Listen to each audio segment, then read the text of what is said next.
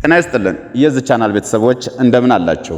መስከረም 25 2018 ይህ ቪዲዮ እንደደረሳችሁ ሁላችሁም ሼር እንድታደርጉ በአክብሮት እጠይቃለሁ።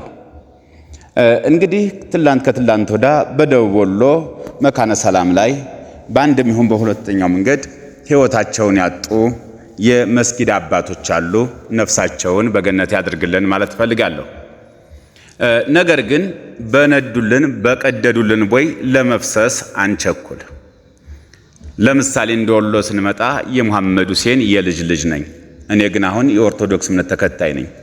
ኦርቶዶክስ ተነክቶ ዝም የሚል ሙስሊም ተነክቶ ዝም የሚል ኦርቶዶክስ በእኛ ዘመንም በድሮም ታሪክ የለንም።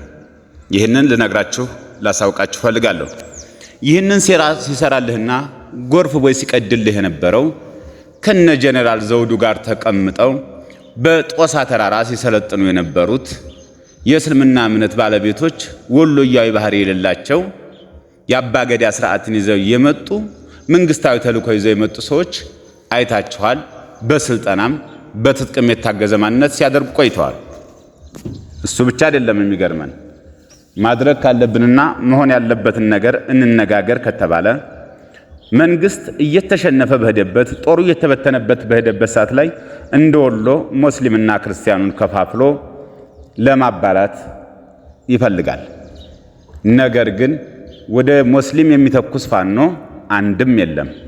ወደ ሙስሊም የሚተኩስ ፋኖ ካለ እዚህ ወደ ፋኖ ሊተኩስ የሚችል የእስልምና እምነት ተከታዮች ጀግኖች፣ የፋኖ መሪዎችም የፋኖ አባሎችም ያገር አለ። ለምንድነው እንደው በቀደዱልን ቦይ የምንፈሰው ነው? ኦርቶዶክስና ሙስሊም ያለው መካነ ሰላም ብቻ ነው። ፋኖ ያልያዘው ቀጠና አለ እንዴ? በዛ መካከል ላይ ለምን አልሆነም ይሄ ድርጊት? አንድ ነገር ላስታውሳችሁ። 2009 ላይ በማሻ ከተማ የሚኖሩ የሙስሊም ባለሀብቶች እነ ሼህ መሐመድ የሚባሉ ነበሩ አስታውሳለሁ። በጸረ ሽብር ታስረው እኔ ጋር ታስረው ነበረ ደሴ ማረሚያ ቤት።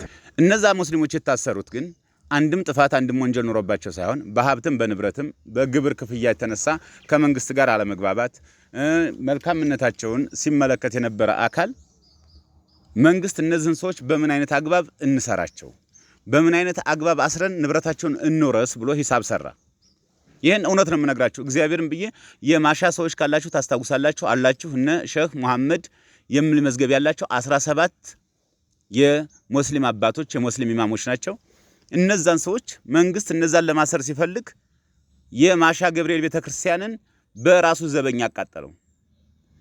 እነዛ ሙስሊሞች ወዳውኑ ቤተክርስቲያኑ መቃጠሉን እዛ ያለ ቄስ ሳይሰማ ወዳውኑ ተጠርጣሪ ብሎ እነዛን 17 ሙስሊም አስሮ ለ3 ዓመት ሲያንከራታቸው ጸረ ሽብር መንግስት የህወሓት ስርዓት የኢህአዴግ ስርዓት አልፎ ወደ አናብይ ሲመጡ በጸረ ሽብር በምህረት በሚባለው ነው የወጡት እነዛ ሰዎች። ስለዚህ በዛ አይነት ፈጥነን መንግስት የሚሰጠን አጀንዳ መንግስት አንዱን በመግደል አንዱን ይልቅንስ ቀጣይም በዛ አይነት አጀንዳ ለመስጠት ትላልቅ አባቶቻችንን ትላልቅ እንትኖቻችንን መንግስት አሁንም እየገደለ ሊወጣ ስለሚችል ጥንቃቄ ሊደረግበት ይገባል። ሌላው እንደው ለምንድን ነው ጎበዝ ለምንድን ነው የምንጠበው? ደሴ እኮ አረብ ገንዳ መስጊድ ላይ ያ ኡስማን ነው ምናምን ባል ሰውዬ ገብቶ የመንግስት አጀንዳ ይዞ ታስታውስታላችሁ። ኦርቶዶክስን አጥፍተን ኢንሻአላህ ደሴ ቅዱስ ገብርኤል ቤተክርስቲያን ላይ ኮከብና ጨረቃ ሰቅለን እንሰግድበታለን ሲል በነበረበት ሰዓት ላይ እሱ ስላለ የተነሳ ኦርቶዶክስ ነበር እንዴ? የለም፣ እንደማይሆን ያደርገዋል። ኦርቶዶክስ ሳይሆን ደሴ ገብርኤል ላይ የሚጠብቀው የደሴ ሙስሊም የወሎ ሙስሊም ደሴ ገብርኤል ላይ አይቻልም አንተ ልትሰግድ አይችልም ብሎ የሚከራከር የሙስሊም ኃይል እንዳለ የሚያምን ህዝብ ስላለን ነው። ስለዚህ ገሎ የሚያስለቅሳችሁ ትላንት ላኮ ማሻ ማነው መካነ ሰላም ላይ ከመሞታቸው የመንግስት ሚዲያ ላይ ነው ወዲያውኑ ሰበር ዘና ብሎ ለቀቀው እንዴ? ለምንድነው የአገር መስጊድ አዲስ አበባ 49 መስጊድ ሲፈርስብህ ያልጮከው? ለምንድነው በመርፍ በቆቦ በሐራ በጊራና የአገር መስጊድ በመርፍ ሲመታ ለምንድነው ያልጮኻችሁት እንዴ? ስለ እስልምና እምነት ለብቻችሁ አድርጉት። የእስልምና እምነትን ለብቻ አድርገህ ልትወስዱ የምትችለው ጉዳይ አይደለም። እንደወሎይነት የኦርቶዶክስም የሙስሊሙም አንድነት ያለበት የተሰባጠረ እምነት ነው። አንዱ ሲነካበት የማይወድ ወሎዮች ነን። ስለዚህ አግባብ አድርጉ። መንግስት ዛሬ ላይ የተሰጠው መግለጫ ይተወችሁታል። ይሄ መግለጫ የተሰጠው ማን ነው? እነጀ በጦሳ ላይ ሰለጥኖ የነበሩት የፎቶአቸውን ታውታላችሁ። በጦሳ ላይ አሰልጥኖ እንዴት አድርገን ማበጣበጥ አለብን፣ እንዴት አድርገን በወሎ አካባቢ ላይ የእስልምናውን እና የኦርቶዶክሱን ማንነት መለየት አለብን።